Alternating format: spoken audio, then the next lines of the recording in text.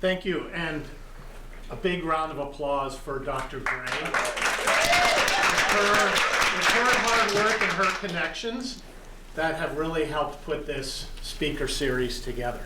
So I want to just give a little history about where we are and how this fits in. Maybe I will. Let's see if this is working. There we go. So we had our first series in 2017-18, and we had 3 speakers, and a number of you may know these people: Dr. Michael Dumas, Dr. Patrick Kamanjian, and Dr. Jacqueline Roebuck-Sacco. And so then we took a year off, and now we're starting year 2 of the series. So here are the ones that are coming up next. We have Dr. Anthony Ocampo, who's going to be on February 8th. We have Dr. Farima Pour Khorshid, who's going to be on a Thursday night on March 5th. And then our keynote speaker at our Leadership Institute on May 9th is going to be Dr. Maisha Wynn from UC Davis, who has the Restorative Justice Center up there. So we have a wonderful set of speakers coming up. And today, we're thrilled to have Dr. Risling Baldi as well. And Dr. Gray will introduce her in just a moment and give you more details about her. I just want to say that I happened to run into a couple of her former students at the Teachers for Social Justice conference over in San Francisco a couple weeks ago, and they kind of jumped up and down when I mentioned her name, and they said, "Oh my gosh, she's amazing." They said they might come all the way down from Humboldt. I'm not sure if they will, but they said we're in for a treat. Before we get started, a couple little things. If you have a cell phone, can you remember to put it on silent so we're not interrupted in the middle? And I would just want to recognize a couple other people. We have Dr. G. Reyes here from our faculty. We have Dr. Catherine Hayes, who's here. Dr. Jose Lopez is here from our faculty. Dr. Peg Winkleman is here somewhere. There she is over there. I think I got all our faculty. Can I just also have just a show of hands? Who's here from our doctoral program, our Ed Leadership doctoral program? Excellent. Welcome. Thank you. Our credential and master's programs. Do we have students here? Excellent. Thank you. Do we have other members, students, and others from other programs here? Yep, excellent. And any people from the general public come as well? Okay, we have some. Excellent. Thank you all for being here. We have some alumni. Oh, and some alumni here? Oh, yeah. Okay. Excellent. Thank you so much. I think we're really thrilled as East Bay and Ed Leadership and larger community to do this together. So without further ado, I'm going to ask Dr. Gray to come in and introduce Dr. Baldi. So I always get mad at myself because I always have to have notes. If I don't, I'll start talking off in some other direction. So pardon my notes. Our first radical speaker, Dr. Risling Baldi, comes to us from our sister campus, Humboldt State, where she is an assistant professor and the department chair of Native American Studies. I am not at all surprised. When we were in grad school, she was amazing. They did a good job in hiring her. Her research is focused on indigenous feminism, California Indians, and decolonization. So you guys got that, those set of wonderful articles. I know you have a lot to think about the questions they asked at the end. She received her PhD in Native American Studies from UC Davis. Her MFA, UC Davis. Okay. Her MFA in creative writing and literary research from San Diego State University. Okay, a couple of those. And her BA in psychology from Stanford.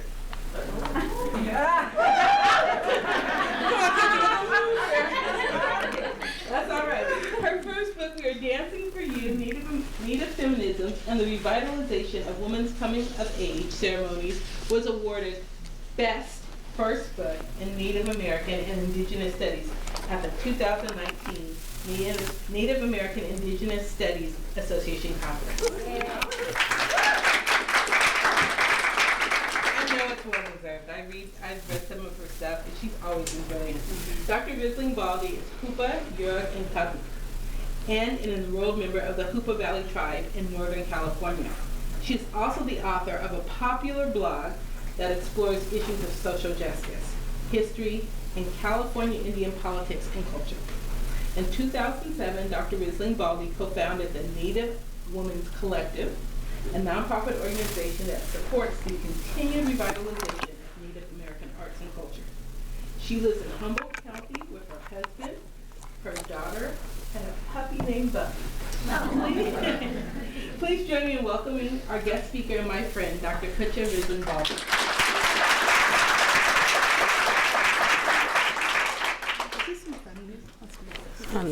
Walk around.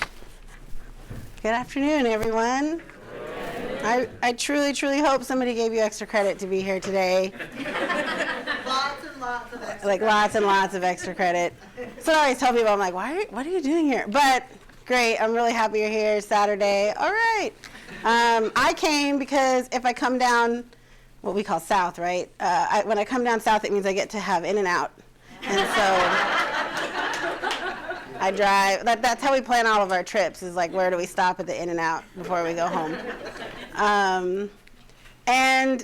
So I'm Dr. Kutcha Risling Baldy. I'm Hoopa, Yurok, and Kahoot.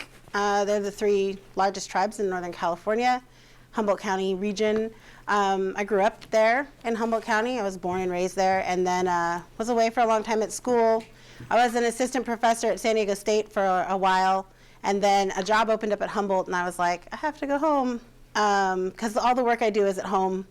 And I remember when I was interviewing for the job, they were like, are you sure you want to come to Humboldt State? And I was like, well, right now I apply for grants so I can get money to go home to do research. But if I was already here, I could just do the research. And they were like, cool. So, and then once you get there, they start like, do everything. So now I'm department chair as well, which is like, I had to do a training for becoming department chair. I told my daughter, I have to go to Long Beach so I can learn training to become a department chair. And she was like, what are you doing? I said, well, I got to learn how to sign forms. And so she told her friend on the phone, she was like, my mom has to go to training to practice her signature. And I was like, so I'm really good at my signature now, by the way. But I have no idea what the forms say. No, I'm kidding. So this talk actually comes out of a series of talks that I just sort of started doing because I wanted to, well, actually, let's start with like the origin story of this talk. So I did this original talk, and I always have to begin these talks now with like a, I don't know what you would call it, like an announcement, like a general announcement to the audience. I started this talk, the first time I did it, after it was done, I got put onto a conservative watch list of professors. And I got all these like email alerts, like, now you're on this conservative watch list. And what they had ended up doing was reading the newspaper article that was written about the talk and then writing up their own sort of like take on what I had said, and then putting me on this list of like, now you're a professor to watch. You're trying, I don't know what they said I'm trying to like take down the United States, which isn't untrue, but but I was a little bit like, oh, okay. And I read all the articles that were being sent to me of like, now you're on this list and everything, and what that means. And I realized that the people who wrote the article likely didn't go to the talk because they only were focused on what was in the article that was written about it.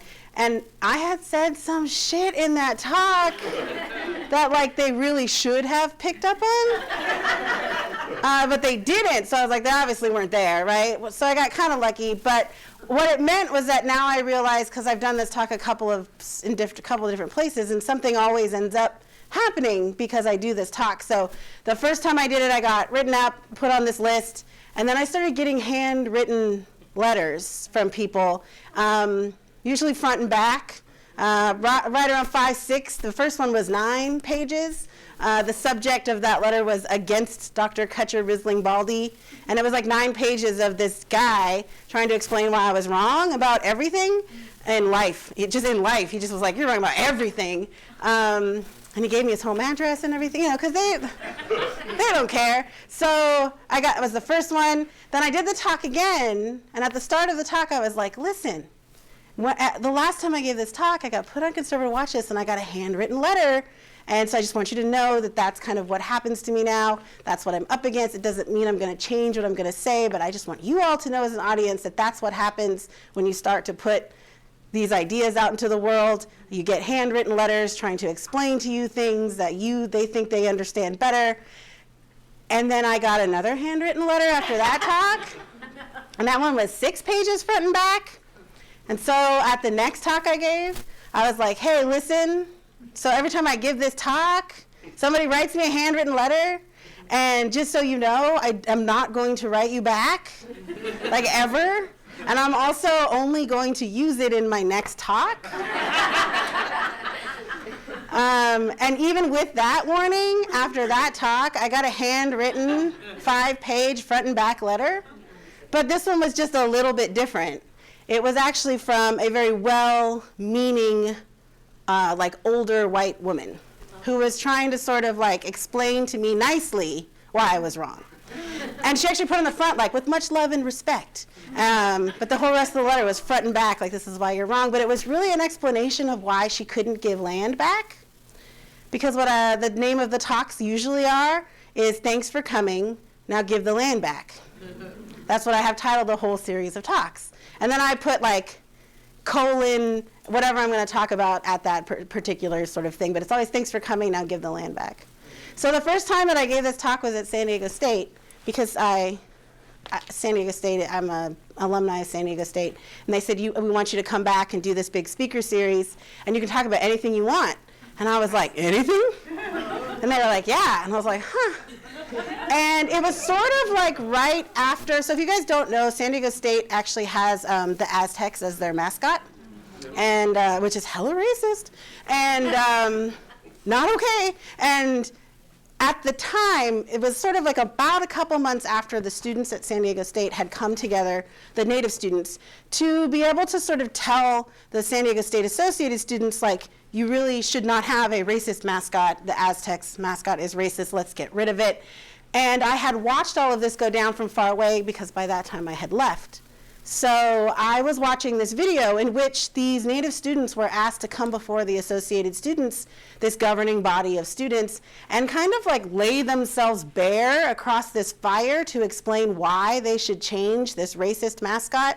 And they gave testimony that was so heartbreaking that it was actually really difficult to watch, because you're watching these native students sort of like beg this student body organization to vote to get rid of this racist mascot. And the students had to share things like about how on Facebook people were writing to them, why don't you go back to the reservation and drink yourself to death? And then saying they were alumni of San Diego State. And I was like, they did all of that. And you could watch these students like having to be strong enough to be able to do that and sort of perform this like heartache in front of people, and then they got voted down. And the students voted to keep the mascot. So I was really pissed off after that. I was like, I'm so mad that San Diego State allows that to happen to their students. Because we know that mascots have like a big effect on how students perform in school, on how they understand their role in community. We've done all these scientific studies to prove it, and apparently it's not good enough. Like, it's never good enough. So they said, we want you to come back, you can talk about anything you want. And I was like, oh, really? And I went on Facebook and I posted this thing where I said, they told me I can talk about anything I want, and so I've decided to name my talk, What the Fuck, San Diego State? Your mascot is still racist. And then I was going to be like, colon, an evening with Kutcher Rizzling Baldwin. And one of my friends who's like really, he's like a very like kind of socialist, like radical activist, he goes, if you title it that, I will come to that talk. He doesn't go to anything, right? So I was like, okay, I'm going to think about it for a while. And then instead what I titled it was, thanks for coming, now give the land back, decolonial musings and radical imagination. And then I was like, and P.S., your mascot is still racist.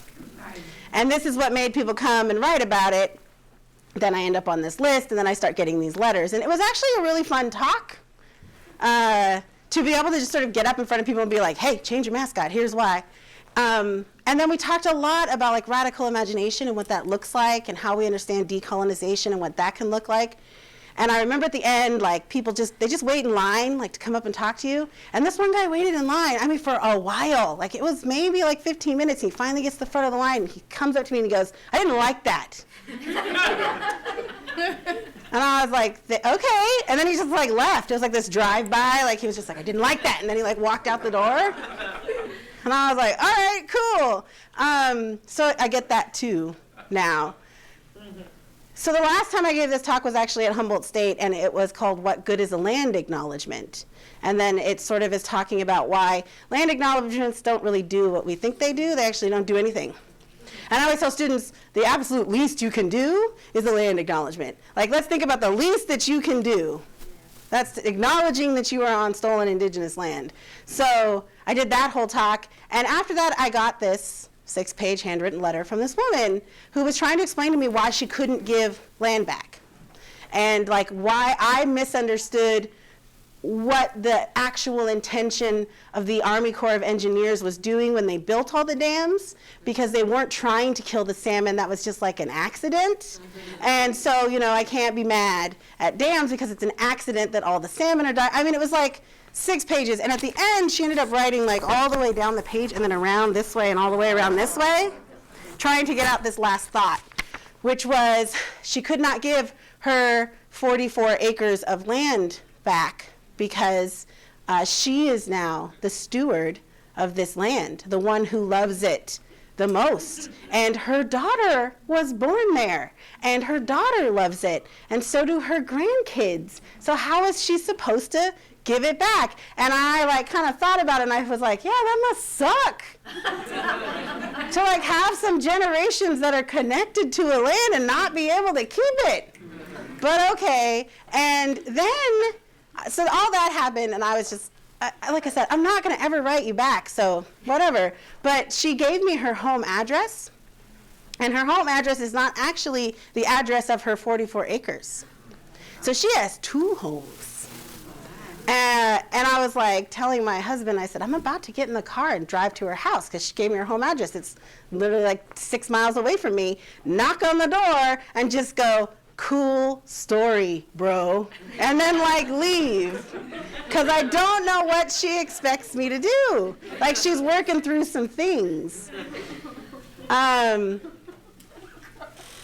that is to say, if after I am done today, you go home and are like, I really think I need to write her a handwritten letter to explain why she was wrong about something, just email me.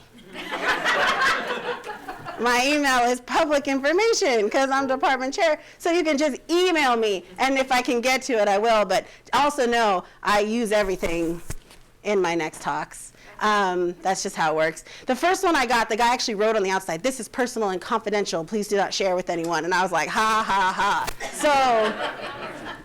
So when Mari wrote to me, she was like, I need a title for your talk, it's right after I was dealing with this letter and like what I was going to do with it, which is why I titled my talk, every time I give this talk, somebody ends up writing me a letter trying to explain why they can't give stolen land back.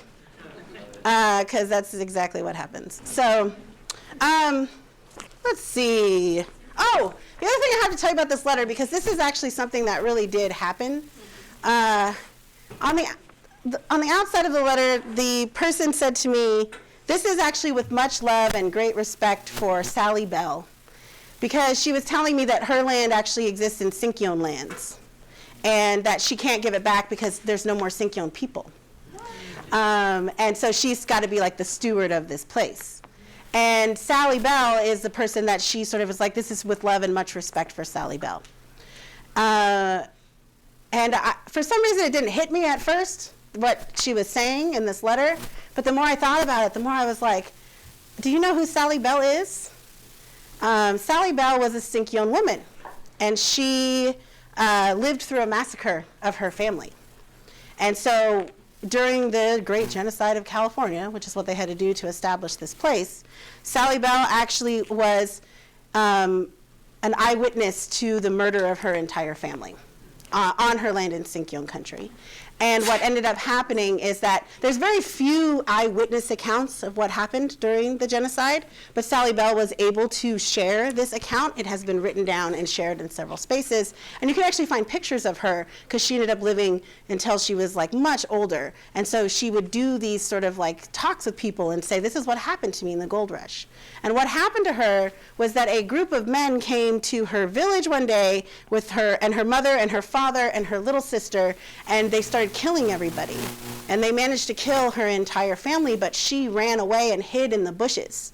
And she wasn't allowed to scream or cry or make any noise because they would know she was there. So she listened to them killing her family, which included her little baby sister, who they cut out her sister's heart and then threw it into the bushes, and she picked it up and held it, trying to be quiet so that they wouldn't find her. Now, this is the story that Sally Bell shares about how she got removed from Sinkyone territory, and then this person writes me a letter saying she can't give this land back. And I was like, that takes a certain type of disconnection to history to think that you should keep that. That's like the least land you should keep. It took that to wrest it away from these people. So I almost wrote back and said, keep Sally Bell's name out your mouth. Like, I can't have it, because you obviously don't understand what is really going on here.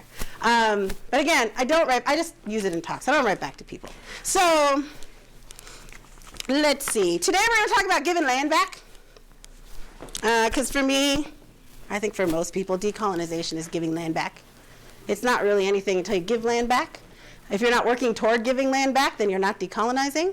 If you're like thinking about sort of decolonization as the things you're going to do, like I'm going to decolonize my mind, right? I'm going to decolonize my recipes. I'm going to decolonize my garden. That's not decolonization.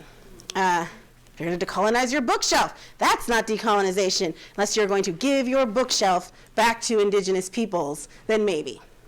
So we're going to talk today about giving land back and what that looks like. And the thing is I do a lot of these talks about decolonization, and I'm always like, decolonization is giving land back. And then everybody's like, wait, what? Like just giving it back? Like we're just supposed to give it? I'm like, yeah, you just sort of give it back. And they're like, wait, what?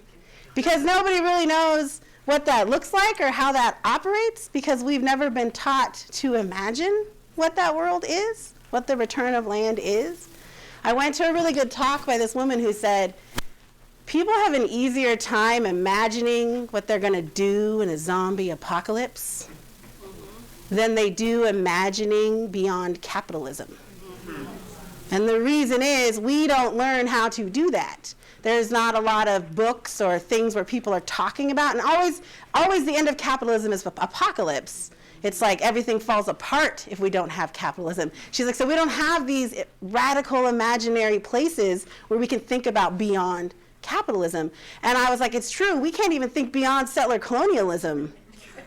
We can't do it. We're like, wait, how does that function? And my job now is to come in and be like, well, decolonization is giving land back. And then people go, what does that look like? And then I go like this. Because they actually just returned a bunch of land to the Wiyot people in Humboldt County. And it was really like, they just gave it back. I always tell people I really wish decolonization was super hard. That was like, they just gave it back. The end. Okay, we're done. So I feel like we don't have an excuse anymore to not know what that looks like, because it's here. Like it already happened. I'm going to play for you a video about the return of Tuluat to the Wiyot people. It actually just happened like a couple weeks ago. So the city of Eureka returned 200 acres of this island that is the spiritual center of the Wiyot people back to them, because it was only taken from them when they came and massacred all of them. So you're looking at the return, the actual return of land. It's a short video.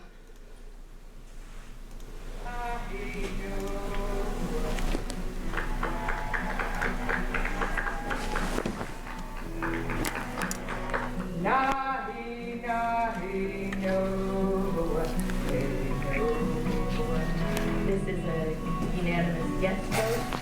Motion carries. Welcome home.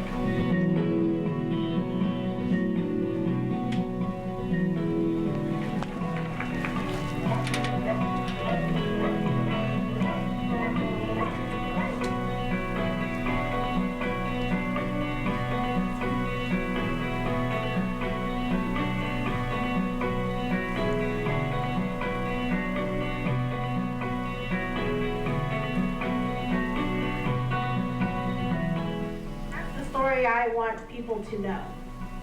Because I know that the story of Tuluwat, which people often refer to as Indian Island, is more of a massacre for most people. But for me, it has always been a place of world renewal.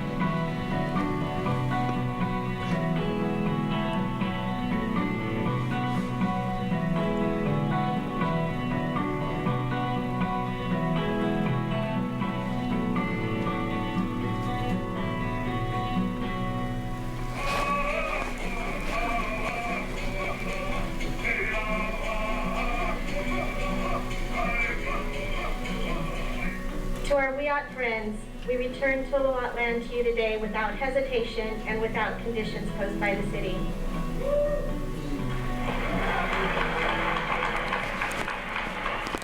It is being done with the sincerest respect for you, recognizing the reverence for your sacred land and the endurance you have shown as you await its return. Today, the Wiyot people who have lived in this area since the time immemorial we return to the center of the Wiyot world. And we do this together as the people of Eureka. So thank you again for being here for this historical event.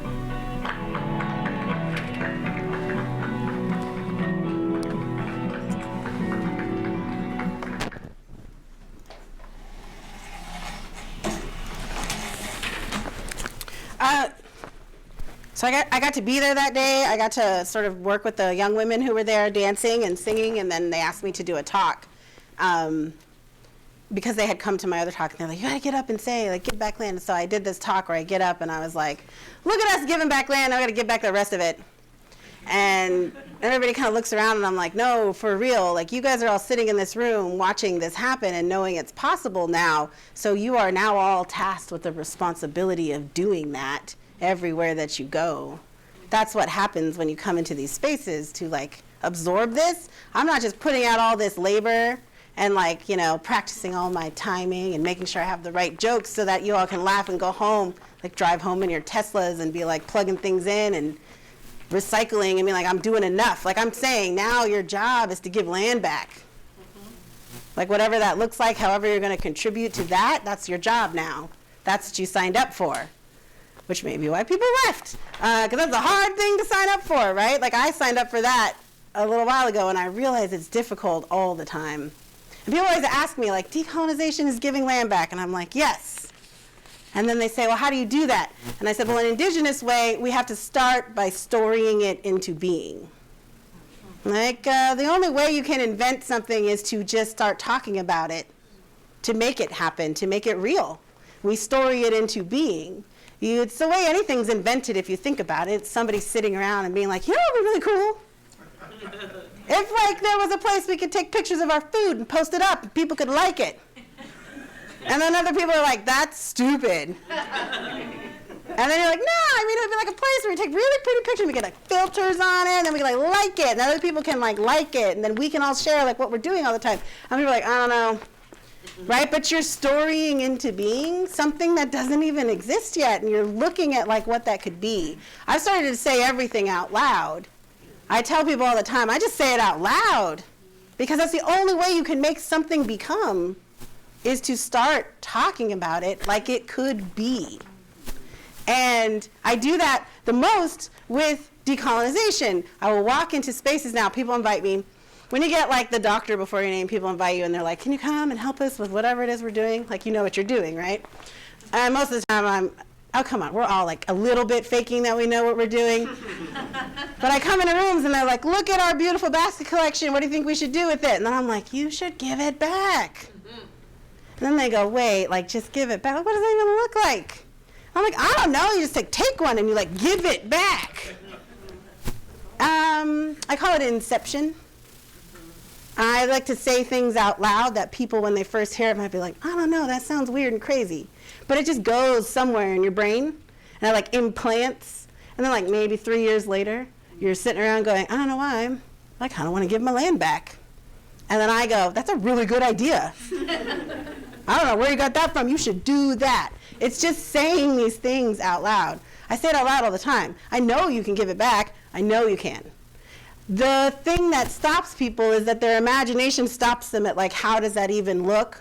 Because we've been taught that the world is supposed to look like this. Even though deep down, we all know this is not what the world is supposed to be like.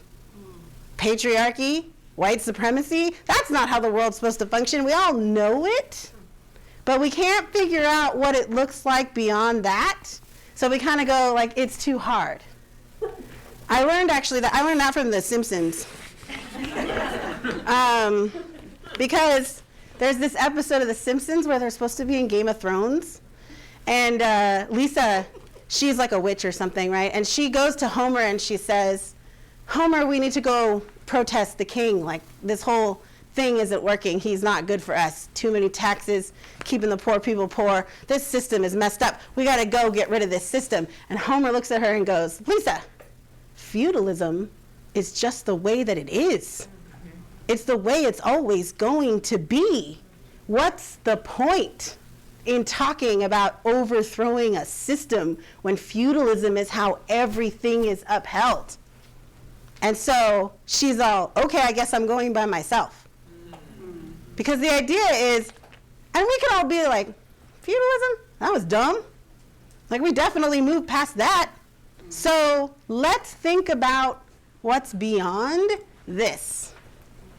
Let's put it out there. Let's put it into being. Let's make it possible. Let's just say it out loud, right? I always tell my students, someday one of you is going to be on the Supreme Court. And they all look around like, one of us is going to be on the Supreme Court? And I was like, yes, I know one of my students someday is going to be on the Supreme Court. Then they're going to get on there and they're going to be like, we're giving all the land back. Also, the doctrine of discovery is not a thing. And then I'll be like, I did my job. I'm going to retire now. So I actually think that indigenous peoples have been thinking about enacting philosophizing decolonization since like before time, since the very beginning. We have old stories in our tribe that are about a time when a very dark cloud settles over our valley. And what it brings is disease and destruction and death and disarray. And our first people go, this is not okay.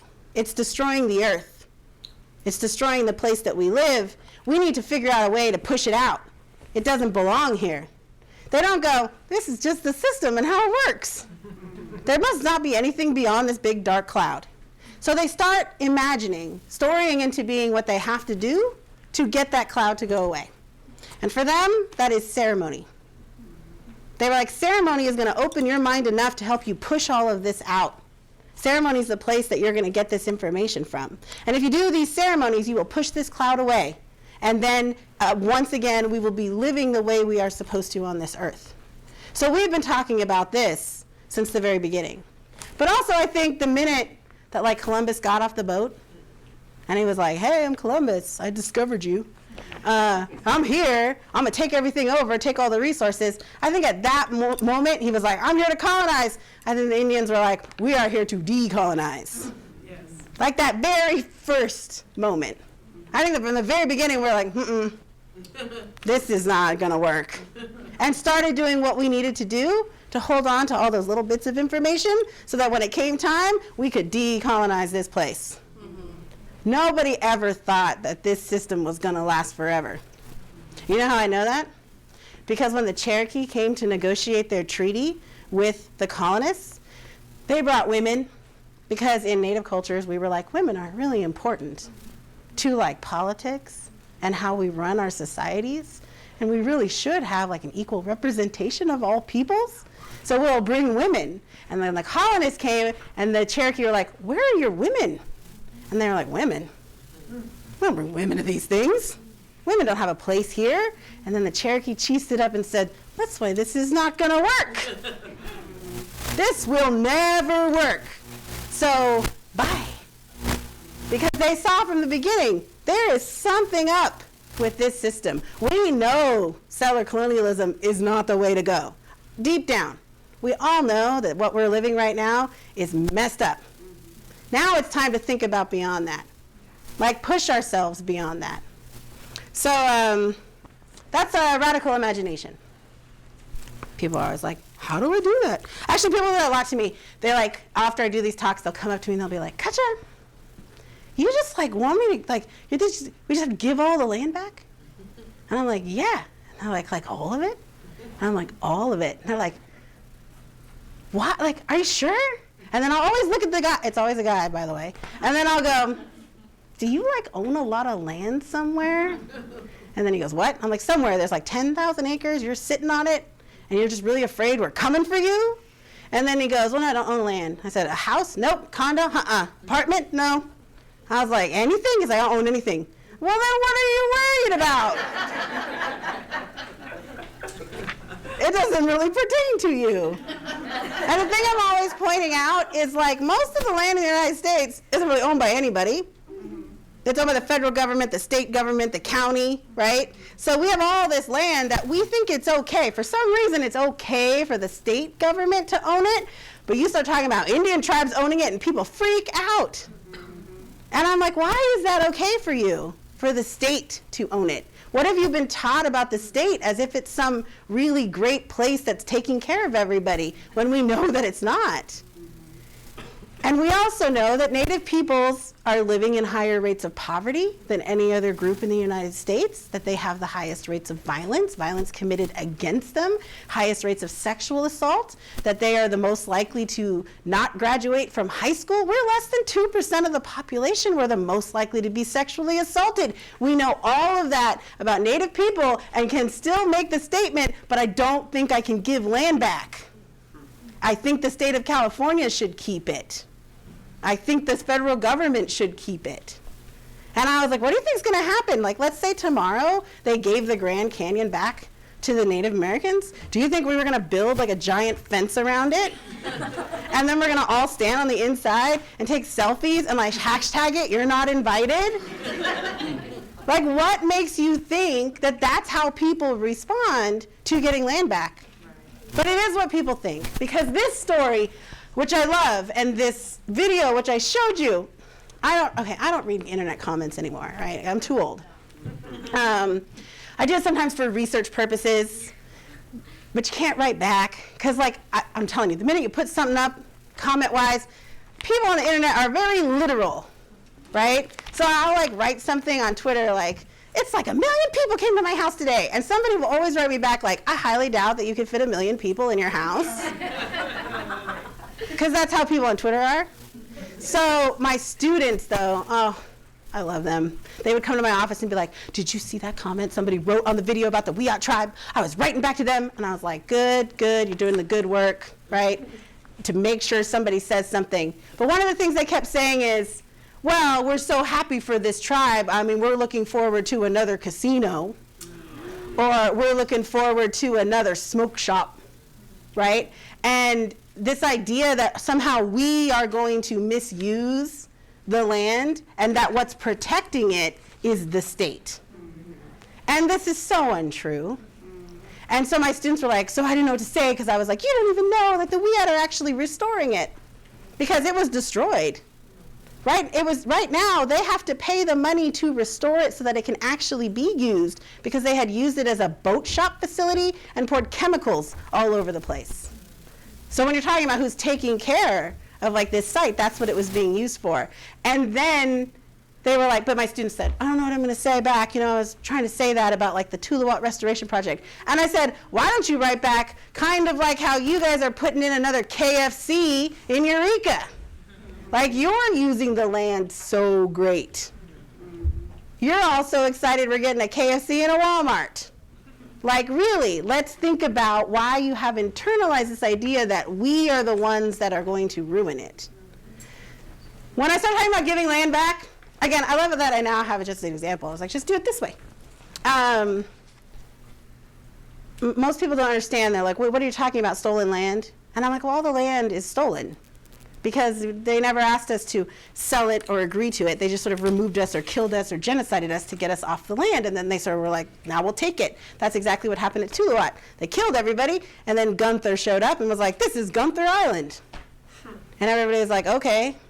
So that's the only way to get it, is to kill everybody. So that's not a thing.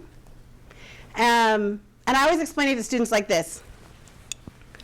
I say, imagine you have a computer, and one day your roommate's significant other shows up and steals your computer, and then periodically comes back to your house to use your computer in front of you.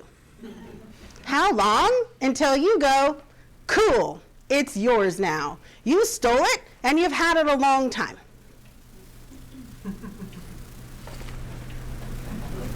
Never. Never. You're like, give it back. I mean, really, can I have my computer back? You stole it. And then they look at you, and they're like, well, look. You weren't really using it.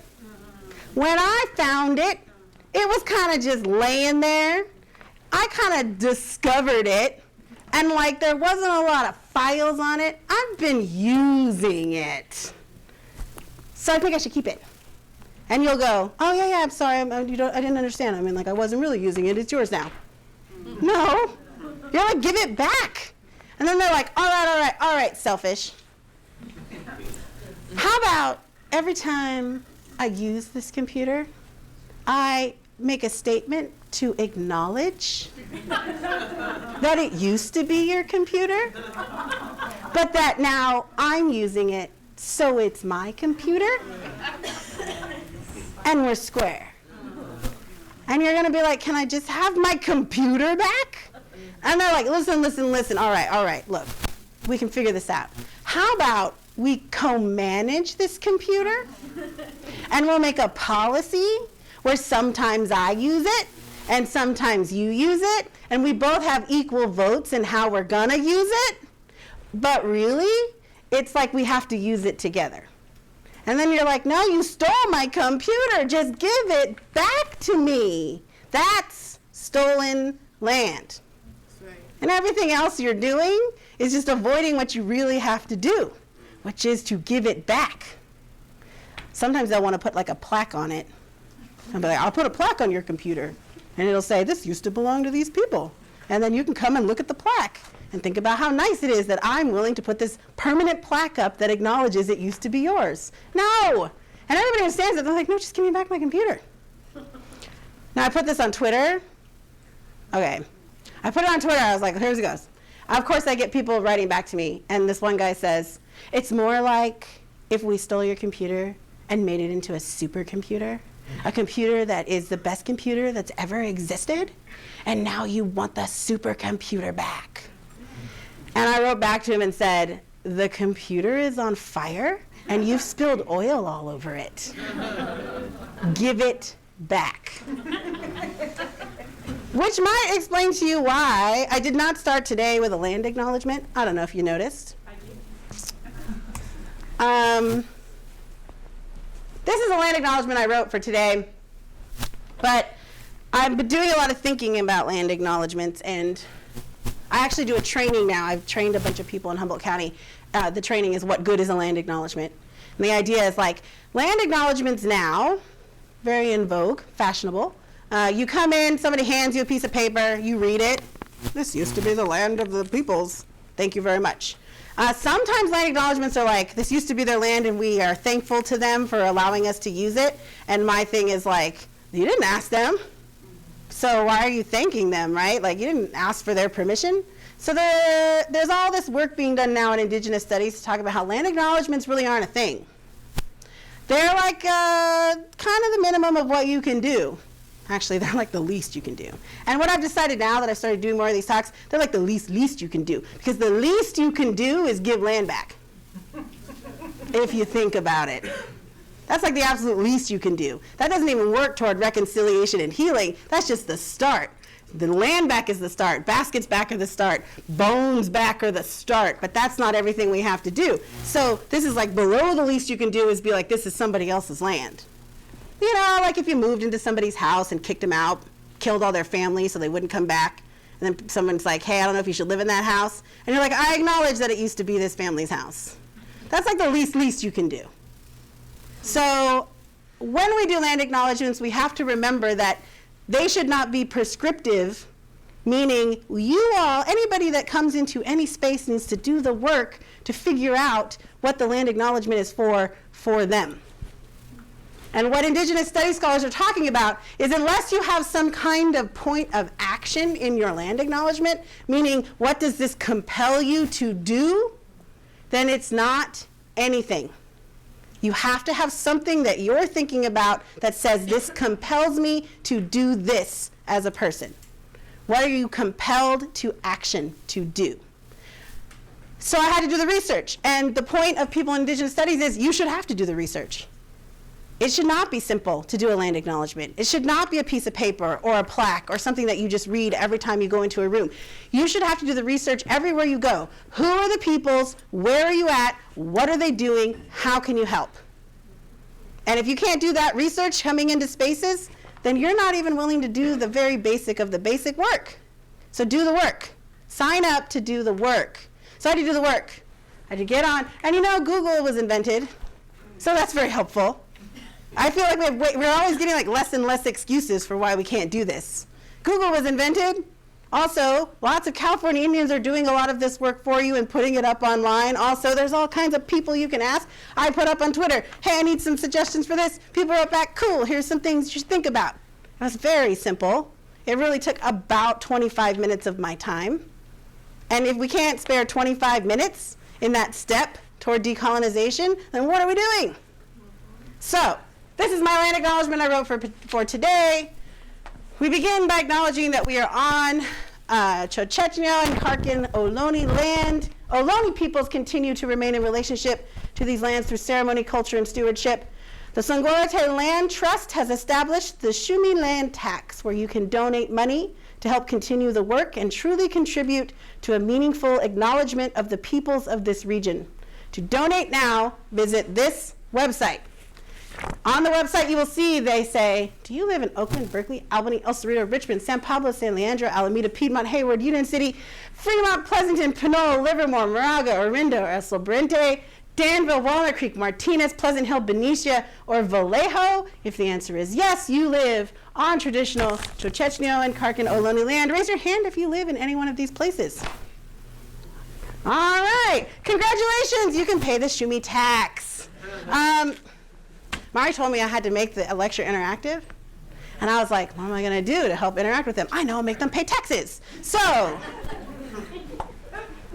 if you go to the website, it looks like this, and you can actually, look, this tells you all the places that you have to pay for, and you go all the way down, and they tell you how to calculate how much you should pay in taxes to live on this indigenous land. If you're not doing that, then what are you doing? Anyway, I'll wait.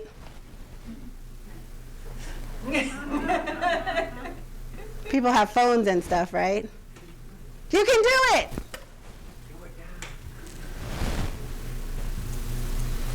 That's why I bring drinks.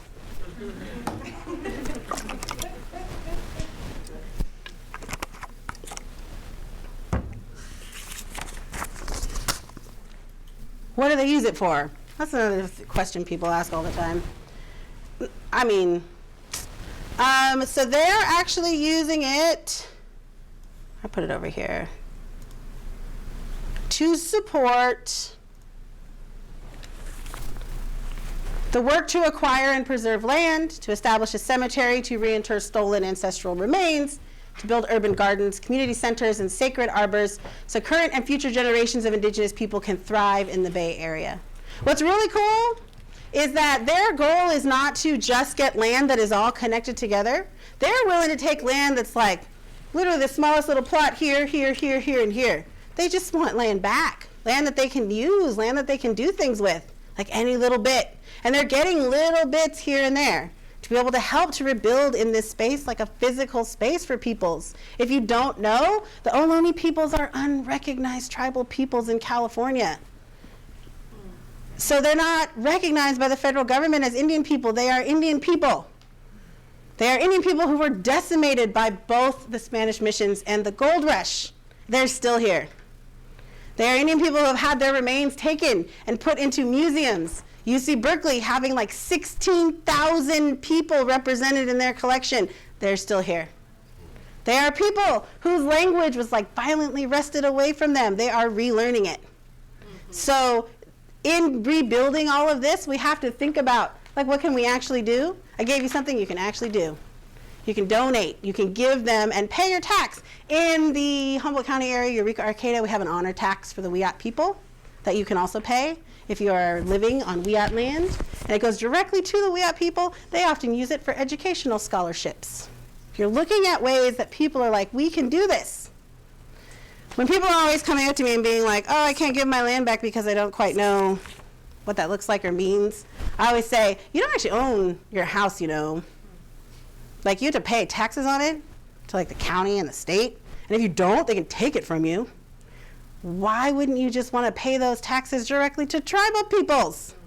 If you gave your land to them and they put it into trust and then said, and you can still live there as long as you pay us taxes, you're doing the exact same thing you're doing now, just for tribal peoples who now have their land back.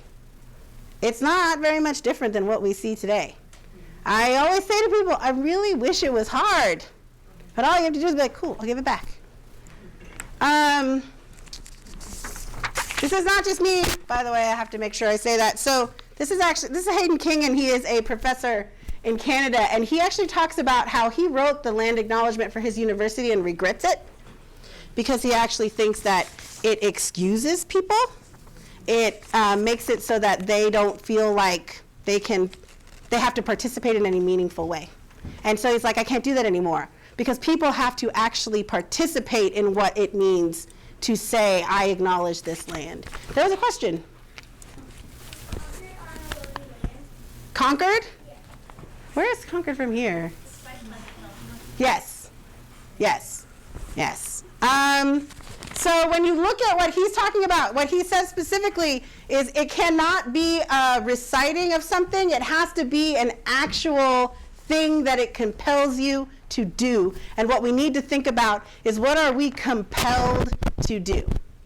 Now that we know, now that we've been signed up, now that we understand like how simple it is, what are we compelled to do? And how is what we're doing contributing to actual struggles for land and life for Indigenous peoples?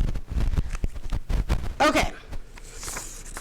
So that brings me here. If you don't know a lot about California history, I'm going to show you a short video that we made to be able to kind of discuss California history up at Humboldt State with freshmen who are entering the sciences. Humboldt State is actually working right now, the College of Natural Resources and Sciences, and it looks like starting next year, there's a possibility that all of the incoming natural resource and science students will have to take a Native American Studies class as part of their freshman year. So that's a start. And as part of that, we made this video because we figured like people are coming from all these different regions and they don't really know a lot about us, about our history, and then we needed to give them something that they can connect with so that we can have a conversation about that. So I'm going to show you this short video. It kind of teaches you a little bit about, and if you don't know about California history, it gives you like 10,000 years of California history in 13 minutes. So I know, I had to tell the filmmakers, we got to do this in, I told them 12 minutes, but they did 12 minutes and 57 seconds, so here we go.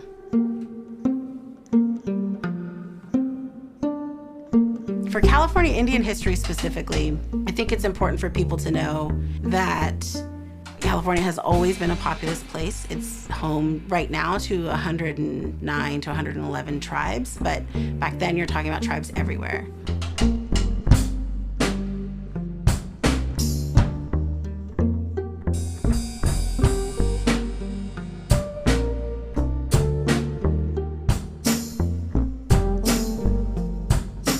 There is no empty space of wilderness that exists in this place that we currently call California. The way you know that there were California Indians everywhere is that every place had a name. There was not a mountain or a field or a region that there wasn't a tribe who had already named it. For the sciences, I think that the land bridge theory has always been sort of a first point of knowledge about Native people. But there have been new studies that have shown that there was humans in this side of the Americas over 100,000 years ago, which would mean that that is around the same amount of time in which they say people were sort of first leaving Africa. And so we are asking people to complicate how they understand who we are as indigenous peoples here. What we say is we're from this place. And that's a real and true belief that we have. We are a part of the land, and the land is us, and we didn't migrate from some other place. We've always been there. We've always been a part of our land, and not above it, not below it, but equal to, and we have our role. Our roles come from that engagement and come from seeing what needs to be done to make things the best way that they can be. So all of this is very important for people to understand, because I think sometimes they think Californian people are here, but they're not really doing much with the space. There's so much evidence of like agriculture, there's evidence of large areas in which they're tending to, there's evidence of ways in which they're shaping what we now think of the natural landscape. And then colonization happens.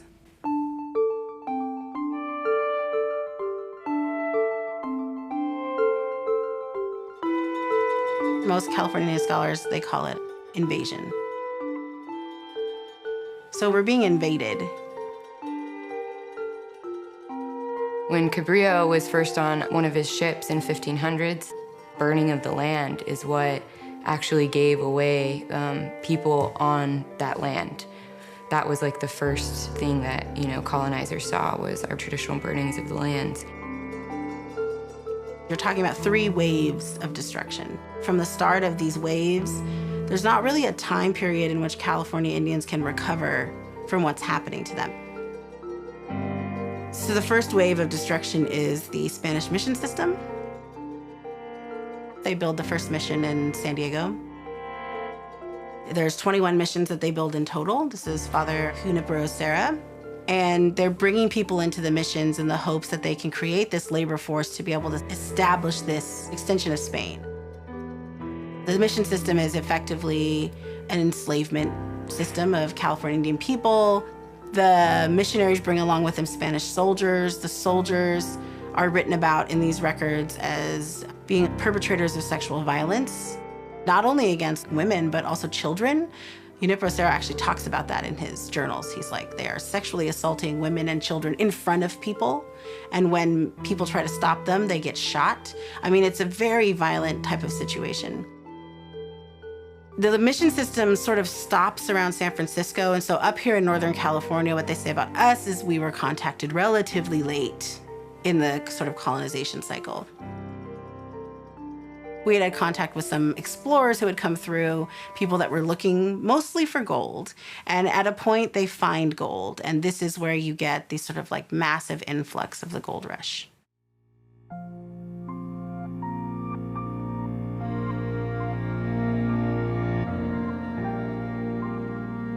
And it just came like overnight, and it came in hard. And life just changed drastically and just immediately in a lot of ways for California people.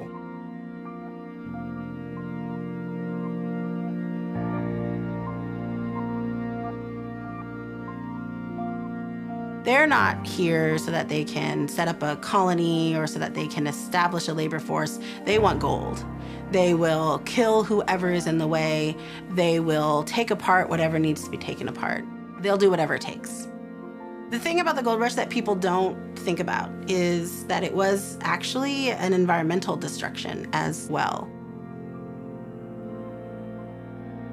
And then on top of that, they are setting up a political system and a state system of laws and governance that will legalize the genocide that they want to commit against California Indian people.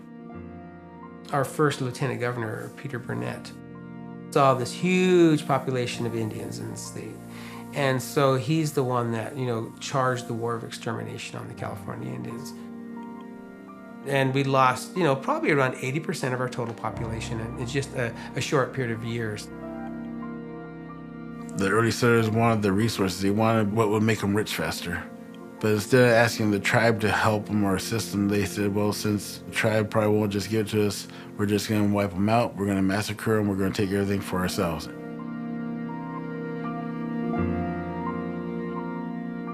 Each region of California is allowed to set their own sort of what are we going to pay for a scalp or a head. But when you look at advertisements, what you see is that they're advertising them at things like $5 a head and 25 cents per scalp. The first year that they do this, they pay $1 million. The state of California says that it has paid $1 million for killing Indian people. The second year they do it, it's $1 million.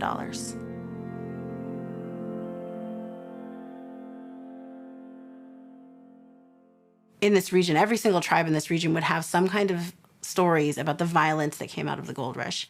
My great-grandfather, his family is from Kadu country. His great-uncle his mom had lived through the gold rush, and he was born sort of like at the tail end of this period of time. And he would always say to my mother, remember, granddaughter, you're here because some miner was a bad shot. Like, that's how close it is to who we are.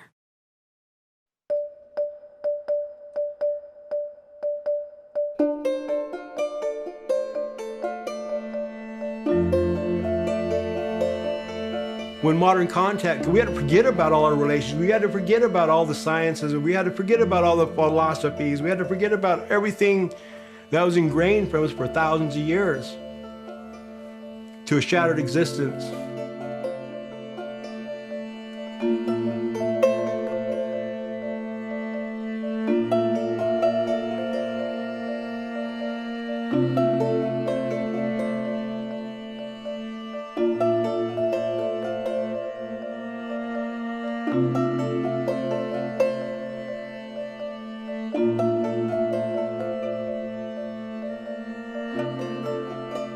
They would take your kids from your family and take them to boarding schools and assimilate you.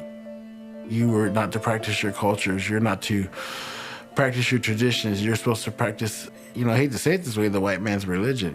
We're going to Christianize you. You're going to follow our God. I know that I'm a product of forced assimilation. I know I was stripped of some of the smartest information a human being could have. And I know I don't have that now. But I know it's attainable over time. And we're on the right path. There's all these great moments of Native people making sure that they were trying to hold on to things, like fighting back and making plans for the future. It's palpable in Humboldt County.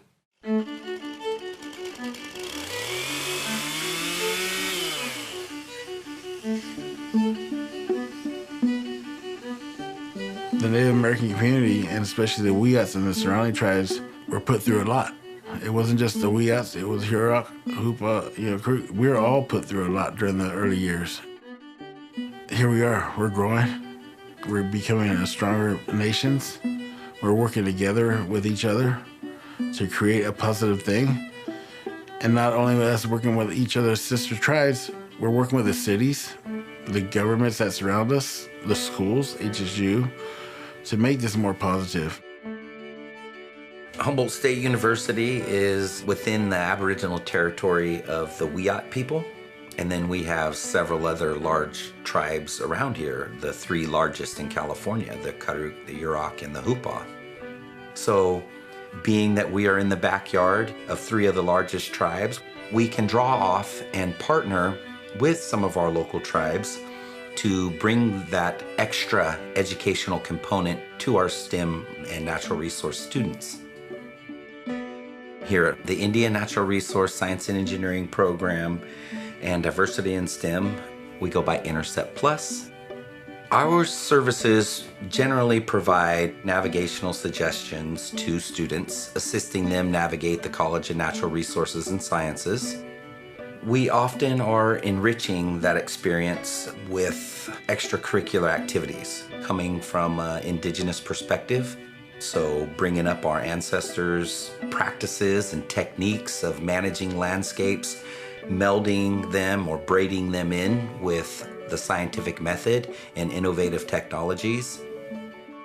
In Native Studies, we're doing a sort of broad spectrum of what it's like to learn from Indigenous peoples and cultures and knowledges so that we can build a better world, build a better way of knowing. It's about how we learn with and from Native people instead of disciplines historically that have focused on the study of Native American people. My paternal grandmother was one of the founders of the Indian Tribal Education Personnel Program, ITEP, back in the late 60s and early 70s. Her and a bunch of other mothers and grandmothers, they were the ones that kind of started a lot of our other community programs, our healthcare programs, our education programs. I always think it's a pretty amazing story because a lot of those women, her included, had attended boarding schools. And for those women to come back from that and still understand that we needed health and we needed education and we needed a strong community. When you talk about the Indian Tribal Educational Personnel Program and United Indian Health Services having these women with moxie, they come from a generation of women who have been having to just hold that strength for such a long time.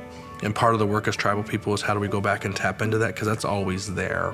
We come from a long line of those folks who are moving forward and have had to keep their dignity, keep their pride. And although it hurts, we're still doing that work. That's what I try to tap in for the young people, tribal people in particular, but also for non-Indian students to hear that too. That it's not all historical trauma and then we're gone. No, it's historical trauma and we're still here and we're not going anywhere. We're still learning, we're still enduring.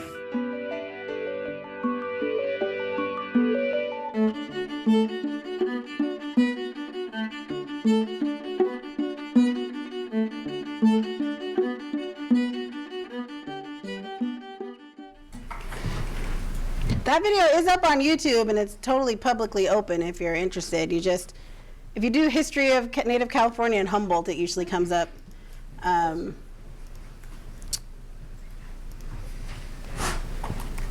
So one thing that I've realized in this work that I do now, especially with like videos like this, is that I often have to sort of help audiences through it because sometimes they're seeing and hearing things for the very first time about California history and they can get stuck in the part where it's like, wait a minute, they were sexually assaulting women and children. This is really about the enslavement of California Indians. There was all this death and destruction. And they miss sort of what we had hoped the main point of the video is, which is, and we're still here. And we're still doing amazing things. And there's something really powerful about that story. And I want that story out there because I do so much work with youth that when you start talking to them and you keep reminding them about how traumatized we are, how trauma is carried through our genes and trauma is this and trauma is that, they internalize that they are just from a trauma place. And then I've started to tell them, like, if trauma is passed on through DNA, so is resilience. They just haven't tested for it yet. They haven't, like, looked for that. But we know that it must be. Like, it must be. And the fact that we're still here doing this, that is like the best thing that we can remember. Because what I keep saying is when I think about the indigenous peoples, our ancestors, I know that they were thinking about the future, not about not being here.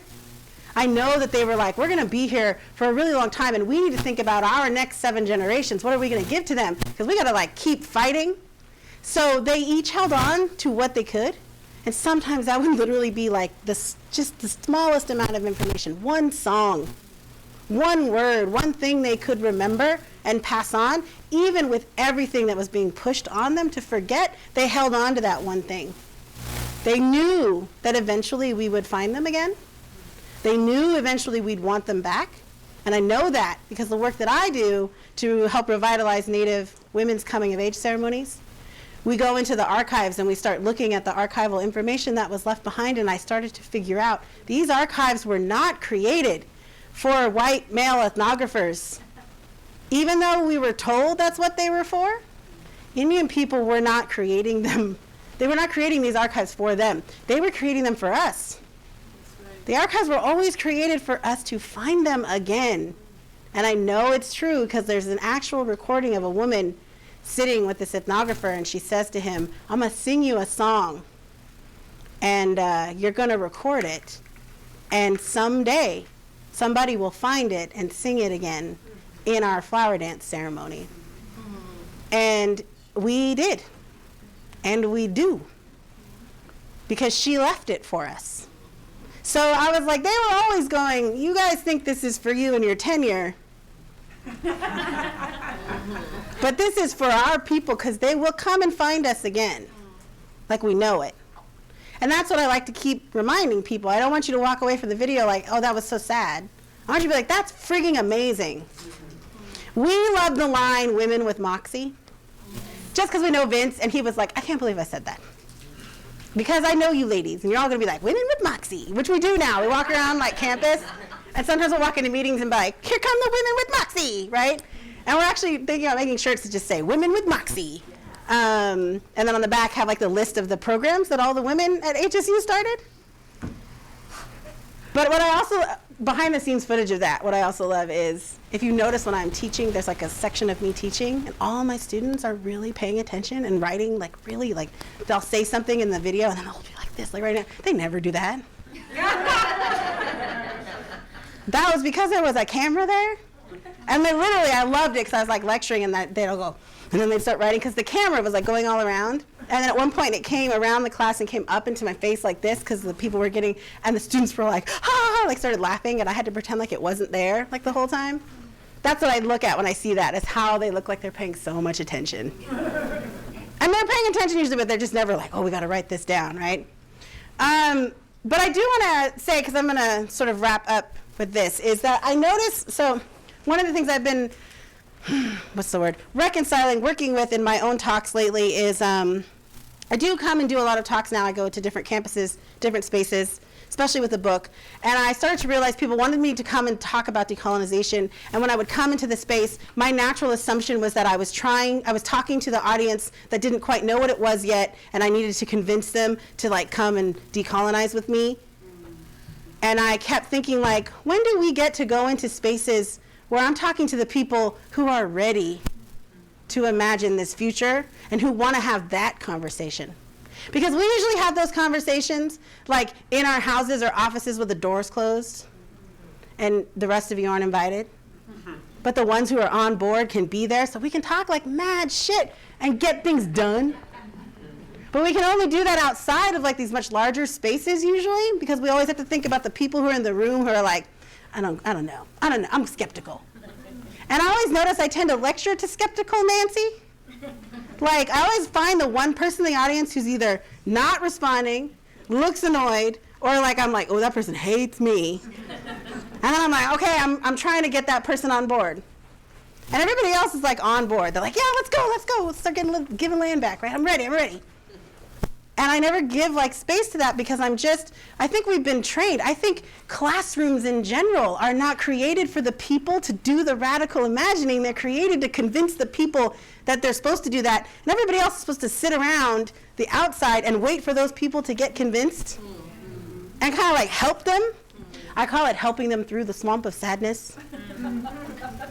That's a never-ending story reference if you don't know. Yeah, and they're like, come on, you can do it. Because I'm always watching like people I know, like students going through the 7 stages of settler colonial grief, like in front of me.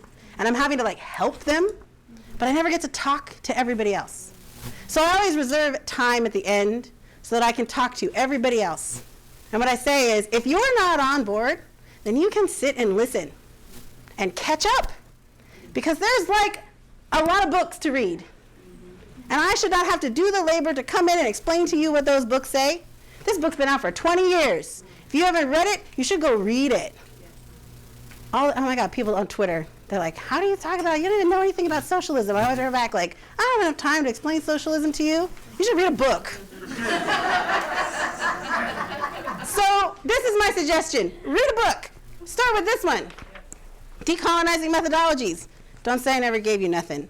And then what I'm going to say to the people in the room who are ready, I'm going to give you my little talk. So I have to like kind of reset. But I'll say this. Decolonization is like hella exhausting. And it's all the time. And it sucks to always have to be the person that walks into the room knowing that you're going to be up against just this space where you just have to constantly push back against people who don't really want to hear it or understand what you're saying yet. And they don't know how to do it. And you're always constantly put into this position of like teacher, but also like you're supposed to do it nicely. And all the time people give you the feedback like, you know, I would have given all my land back, but you didn't say it nice enough. And if you would have been nicer, maybe. And what I think about is like, we need to stop apologizing for taking up space to make real things happen. Because we come into rooms all the time and people expect us to just apologize for bringing things up. Like, I'm sorry I have to tell you about this thing. And I don't think we should do that anymore.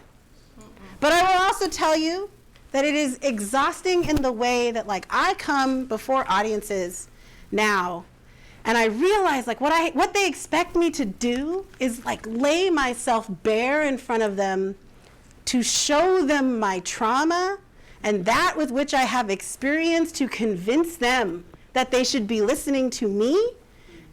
And then they expect me to just be able to like go home and watch The Office. And that is not the case. Because I go home sometimes exhausted and empty. I'll cry, and then my husband will bring me a grilled cheese sandwich, and then I will watch The Office. But I'm telling you, if you get to that point, it does happen. Because decolonization is pushing back against an entire system, a structure. It's very difficult. It's not easy.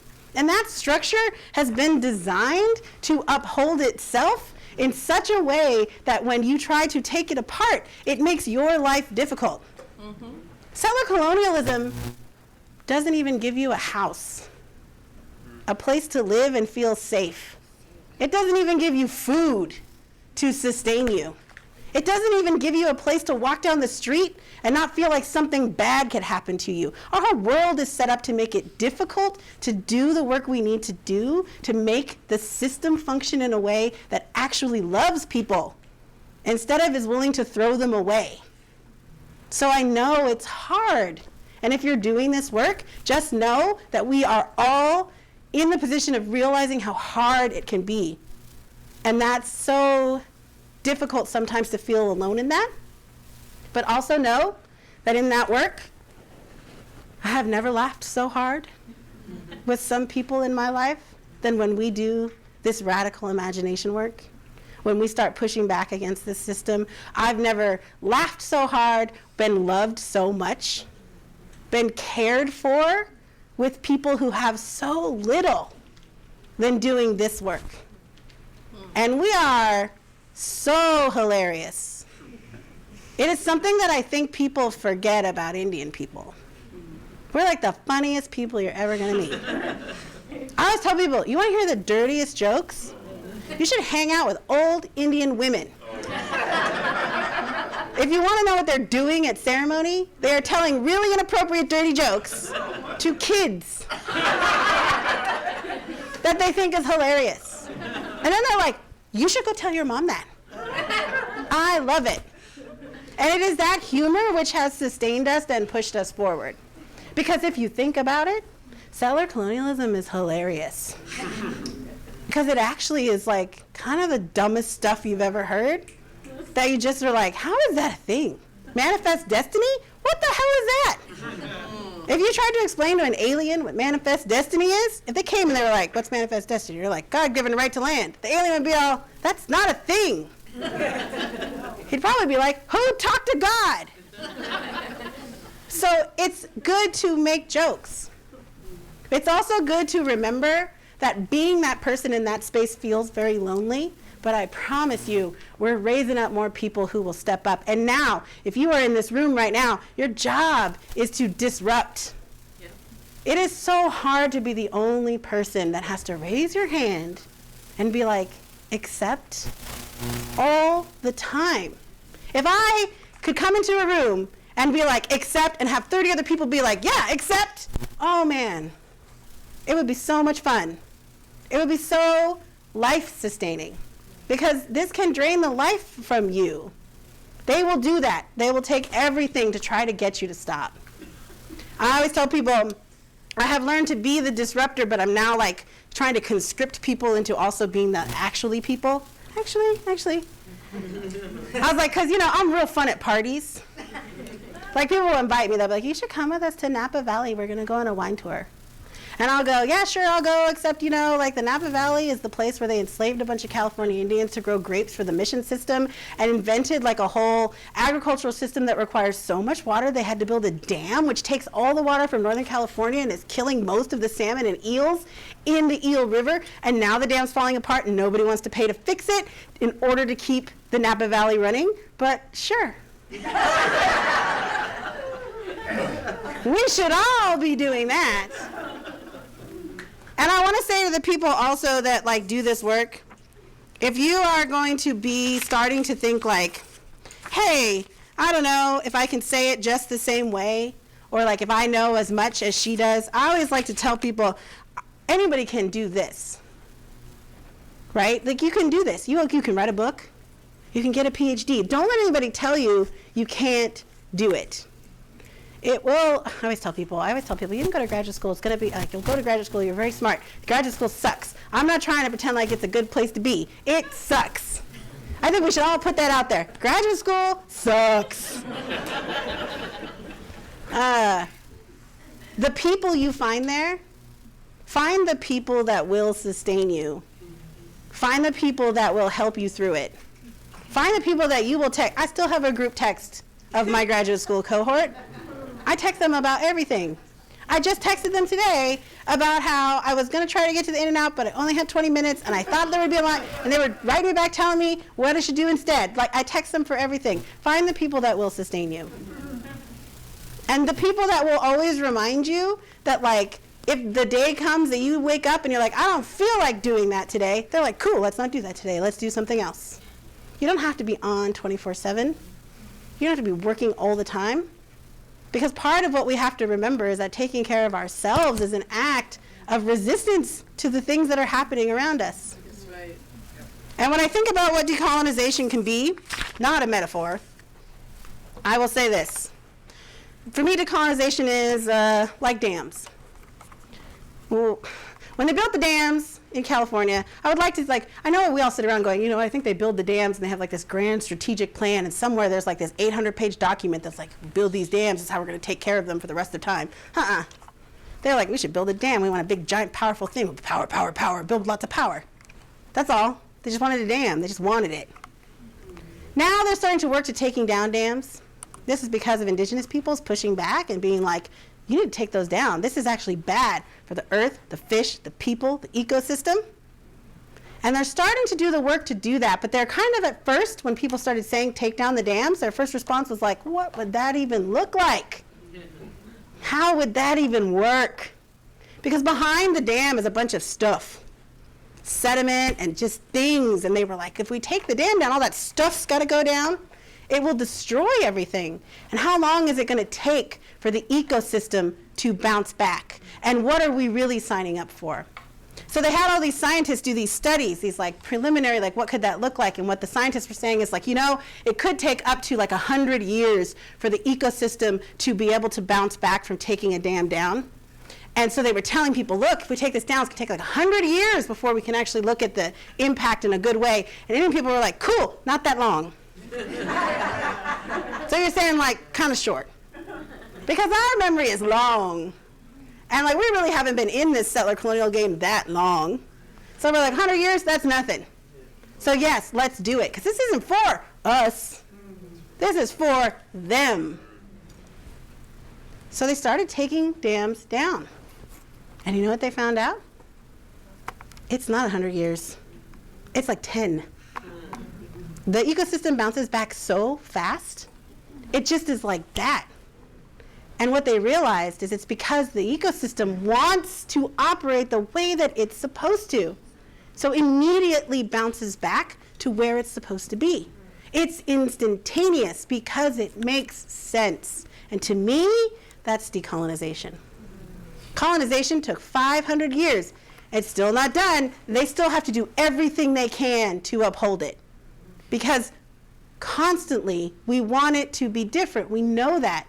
It's like a dam. We take it down, I swear it's going to change and be better like that. Because we know what we need. Like, we can see it and feel it.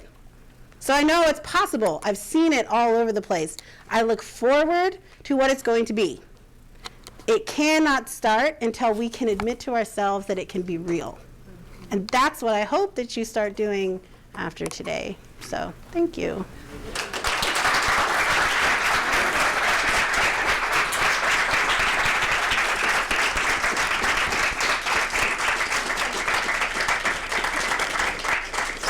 Thank you very much. Do you have time for some questions? Oh, yeah, definitely. Questions from anyone? So, hi. My question is like just political advocacy. I'm relatively young, and I'm, sort of getting into politics as a whole, and this has helped me a lot and shown me a lot of things I haven't known. And I just have a hard time wrapping around my head how I can convince people in the world that we should give the land back, because it's hard enough to convince people that buying products from Amazon is bad, or that it's not as good as another company. Like, how do I convince people of like decolonization and how to decolonialize? See, this is where I'm at, and so this again. I'm at a different point in my life than I would have been a couple months ago, because my thing now is like, I don't think you have to convince people who aren't convinced. I think you have to empower people who are ready to do the work. And if we spend so much time all the time with the people we're trying to convince, that's just a lot of like labor and wasted time. And sometimes it works. Like, I will tell you, every once in a while, I will get people who come to me and they're like, because you've been listening to you for however many years, I'm ready to like start this new journey.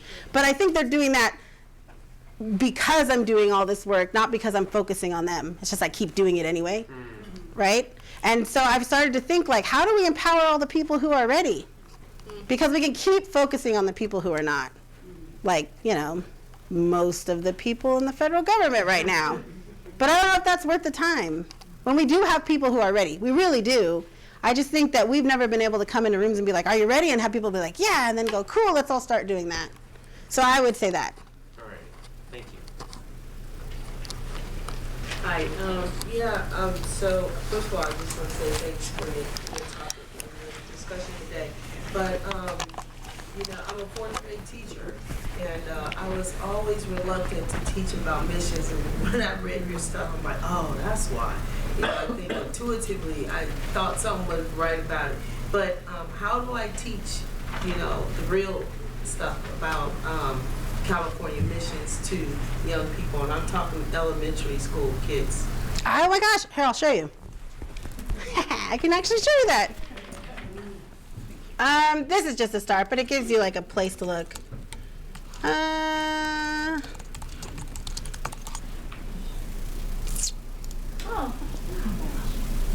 This is, where is it? Let's see.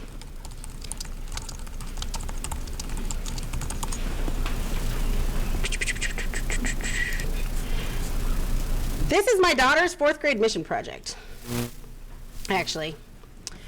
So my daughter actually, when she was in the fourth grade, and now she's in the seventh grade, so it's been a couple years, but when she was in the fourth grade, had to do a mission project, and she came to me and she was like, I have to do this mission project, and I was like, no, you don't. But I went to her teacher and I said, if she's gonna do a mission project, she's actually gonna do the San Diego mission, and we're gonna build it, and then we're going to set it on fire, and then we're gonna turn that in, because that would be historically accurate. Because when the mission was built, the Kumeyaay showed up and set it on fire, and then tore it apart brick by brick, and then hung the Padre. Because they were like, no, thank you. So her teacher was like, okay, but you can't set it on fire because she has to turn something in. This is actually based on a friend of mine, Raul. He actually posted this on Facebook, Historically Accurate San Diego Mission Project. But this was her mission project in which she built the mission and then she put a bunch of flames around it. And then over here, you can't see it, it's like a bunch of like Indians getting ready to attack the mission.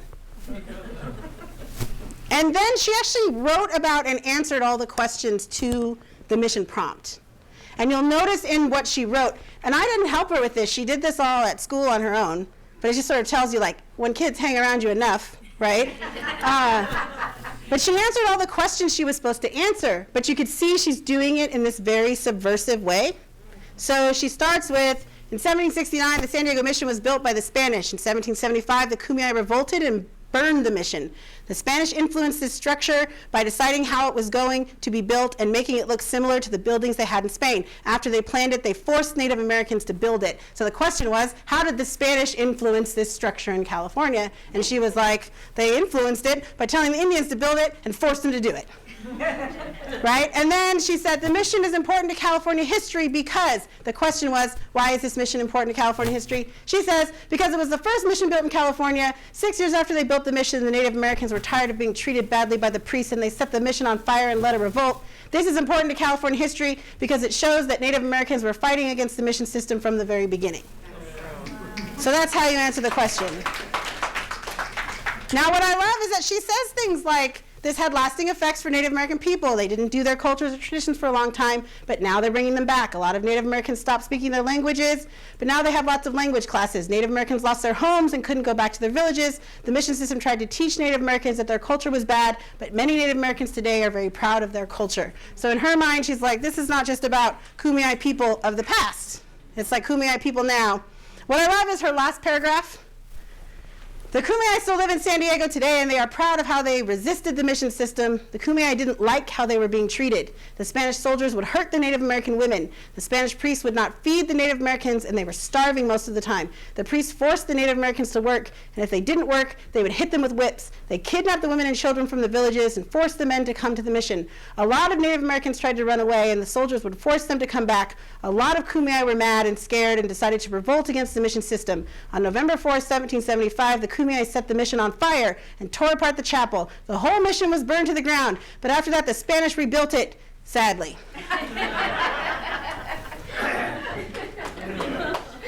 What I love is that when people ask me questions, especially about the 4th grade, is I'll say like, my daughter grew up knowing all of this. And when you think about like, a lot of people will say, we can't teach kids in the 4th grade this, it'll be too hard. I was like, well, you know who grows up knowing this? Indian kids.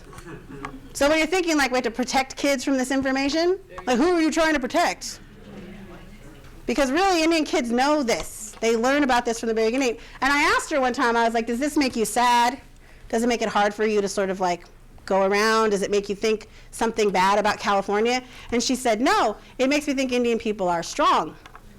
It makes me think that we've been through a lot and that things are really important that we do now because of all the stuff that we had to go through before. So instead of teaching a curriculum that disempowers Native children to teach us that somehow all these bad things happened and then we all disappeared and bad things keep happening to us, she's learned it as, no, we were very strong to be able to resist these things, to be able to move through. So think about how the curriculum right now really does disempower Indian children. And instead, we want to empower Indian children. And by doing that, you also empower other children because they start to see that history is a space where you can do these sorts of things to really learn about what's happening.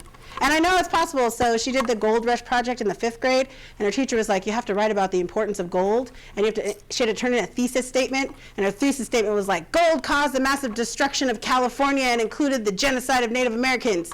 And then he was like, that wasn't exactly the thesis statement I was looking for, but cool, right? So, and then she wrote a whole paper about it. So I know it's possible. And I know it actually makes her like a critical thinker. And I know for her friends, when she brings it up, they become like a critical thinker. So I think there's ways, you can even use the standard curriculum, because this is her answering the standard curriculum questions about California missions in this way that sort of flips it. I would like to take this further to higher education. So you talked about people paying tax for having homes on Indian land. How about institutions, for example, the educational institution who's building their campuses on Indian land? I think they should pay tax for sure, but also I think they should start giving land back, especially land that they're not like. There's actually institutions that hold large portions of land which they use for like research purposes. That should just be given to Native people, and then they can use it for research purposes. So I think that there's like ways that the institution can work on that. I love that there are institutions that are trying to instill this like a Native American studies sort of like push of like you've got to at least know about Native people. But I only think that that's a start. Hopefully that's the start of us being able to tell all students they should give land back, and it does work. Because at Humboldt State, they just got an 884-acre forest donated to them in our region for research purposes. And I went to the meeting, and I was like, so why don't we give it back to Wiyot? And then everybody was like, what are you talking about? And they got all scared, and they were just like, what do you mean? We never even thought about that, because this is just like empty land. It's like the empty forest. And I was like, nah, it's Wiyot land. We all know that. And they can tell you everything they did in there and all the stuff that exists. But then I went and I took it to my class and I said, am I crazy? Because everybody in this meeting was like, you're crazy. And I love my students because I was like, because I think we should give it back. And they were like, yeah, why not? Let's give it back. Like, they're on board. Most of them are just right there. And what I love about students, this is what I always tell people, what I love about students is they remind me to think bigger in my imagination, because they come in like, yeah, let's just do that. Let's make it happen. And I'm at the point now where I'm like, well, that would require like a committee meeting. And then like we'd probably form like a subcommittee on the committee to write the report that then would have to be reviewed by the committee. And then I'd have to like go to the Senate, and then the Senate would review it and want a different committee report. And I was like, so that'd be like a long, like I think this way, and students are like, nah, let's just give it back. And they see it as like this possibility. And when they can do that, I always tell the students, you have a lot more power than you think. You can walk into spaces and be like, this is what we're gonna do, because we are the students here. So I love that they are there in those spaces because of that. And they are working on those things. So I know that like being around people and being able to come into these classes helps them to sort of like have those moments. They always say it's very important to them that they're being taught by Indigenous people, that we're actually in the spaces teaching them. So I know there's opportunities. I think universities, if you have research land, give it back. You can still do research. I guarantee you. I mean, I'm not trying to say I know every tribe and every person that runs it. So there might be one guy that's going to be like, get out. But most of them are going to be like, all right, cool, let's figure out how to make this working relationship, because we also want to work in partnership with people. It's always been that way. I always tell people, if you've met Ted, he's the head of the Wiyot tribe, he's like the super nicest person you're ever going to meet. If you gave him your house, he'd be like, thank you. But he'd never kick you out. He'd never tell you, like, you have to get out now. He's a very nice, like the Wiyot people, they believe in education, they believe in outreach, they believe in partnerships and relationships. They've always said that from the beginning.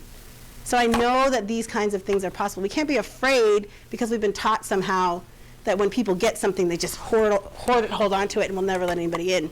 I don't think that that's the case. I really don't. But then people are always like, but, and I always say, then prove me wrong. Give it back and then come back and be like, that person was mean to me. And then I'll be like, all right, you were right. Too bad. So. I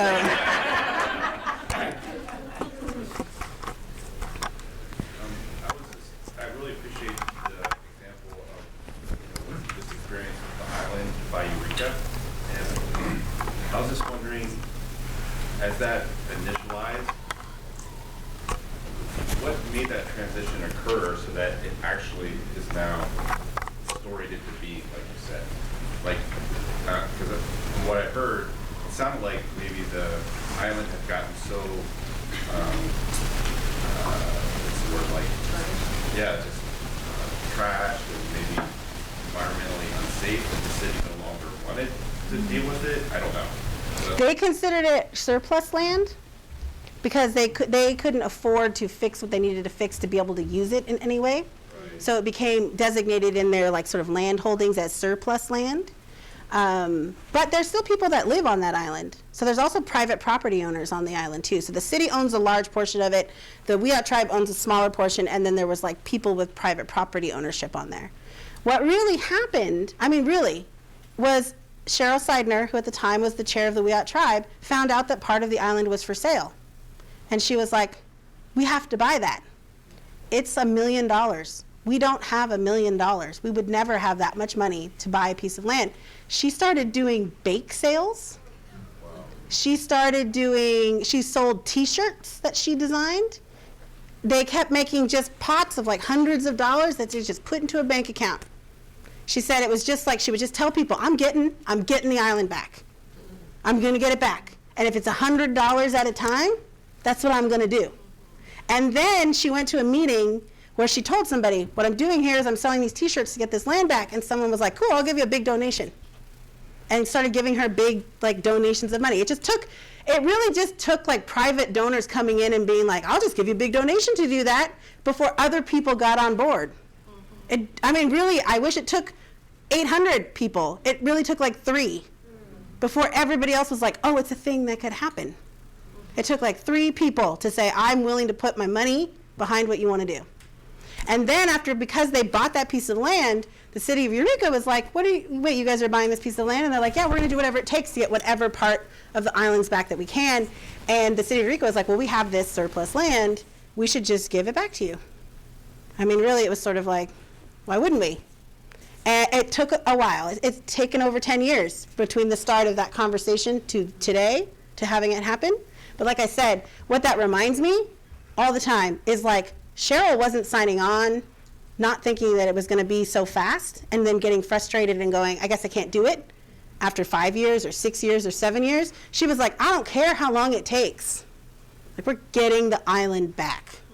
So I think it's sort of like signing up for that part of it too, to start thinking that this is really like, no matter how long it takes, we're gonna do whatever little chipping away at this giant system that we can do, we're gonna do. And it just so happened that you have people in the city of Eureka that were like, yeah, that makes sense to us. One, because they're not using it, right? So it's not all just valor and that they're so into giving land back, but 2, because they could see how much the WIAT were willing to do to make that happen. And I think that starts something, that builds something. I hope that builds something for all of us, that we can think beyond sort of, like I said, even the land trust that I introduced you guys to, they've gotten like literally, 1/4 of an acre, one little house in different parts of these cities. And that's like a start for them.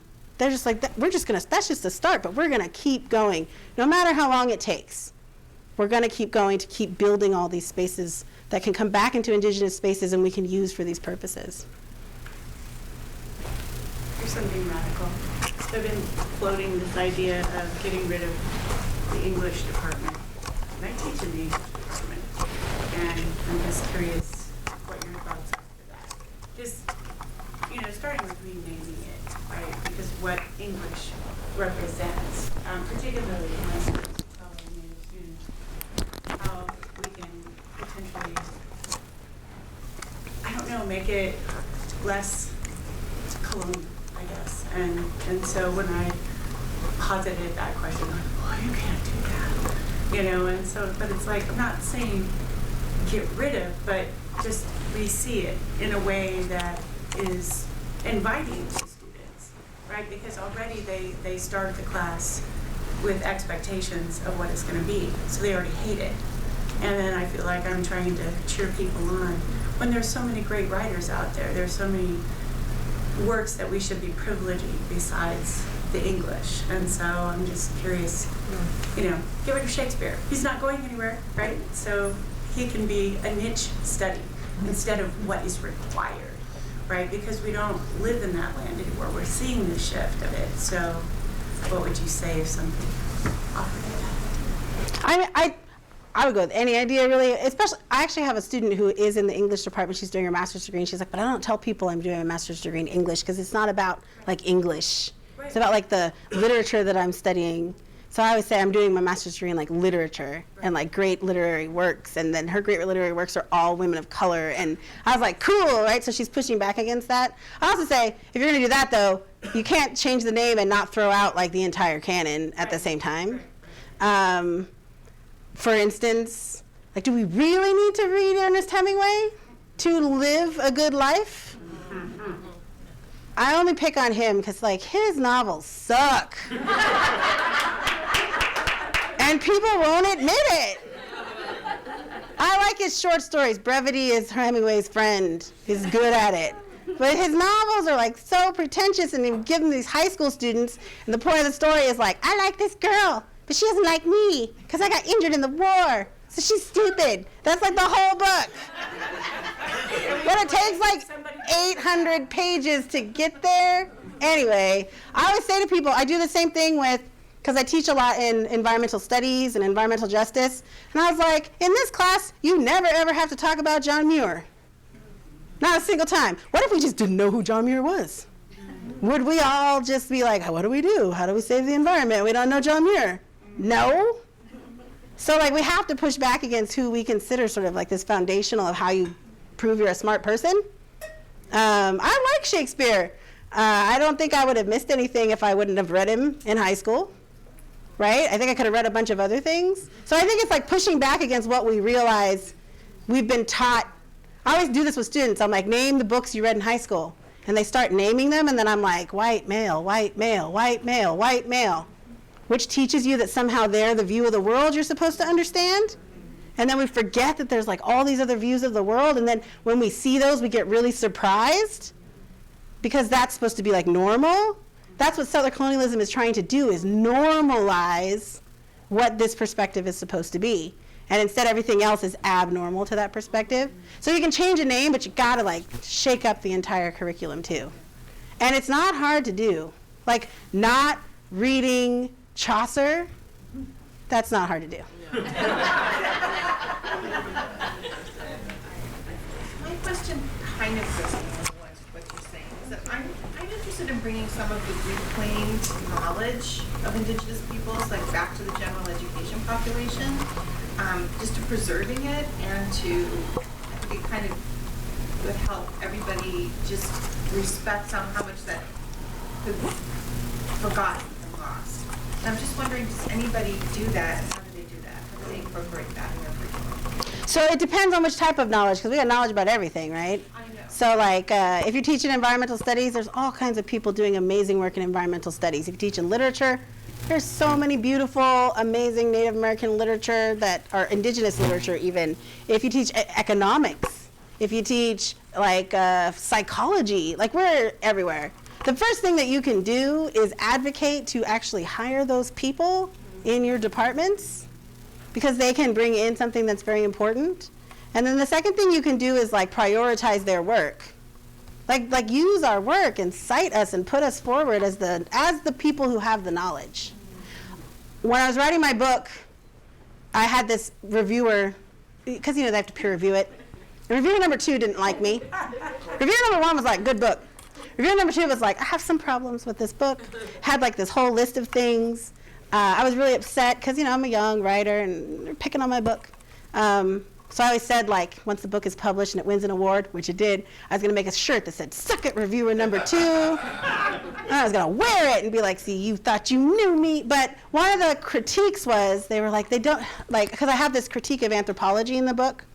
And I kind of go through and talk about, like, how anthropologists have always been the centered voices in understanding California Indians, but they don't actually know what they're talking about. And a lot of the times they're actually lying. And so I said, I have some line that's like, anthropologist, blah, blah, blah, and the person said, could you cite this? And I was like, what? And so my citation was like, see all of anthropology since like 1890, because that's sort of like what I'm saying, right? But the idea being, we had to center our own voices. So one thing that I did in the book was, instead of using Kroeber's voice, I went back to his notes, and I got the people he was talking to, and I used their voice, because it's their knowledge, not his. Right? And so the idea is like, how do we center our own voices? I think Native American Studies in some places, UC Davis, CSU Long Beach, has been around 50 years. Like, we don't have excuses anymore not to be using Native scholars in all of our spaces. They're everywhere. So 50 years we've been doing this work. It's not that Google is a thing that was invented. It's not that hard to find us doing this work.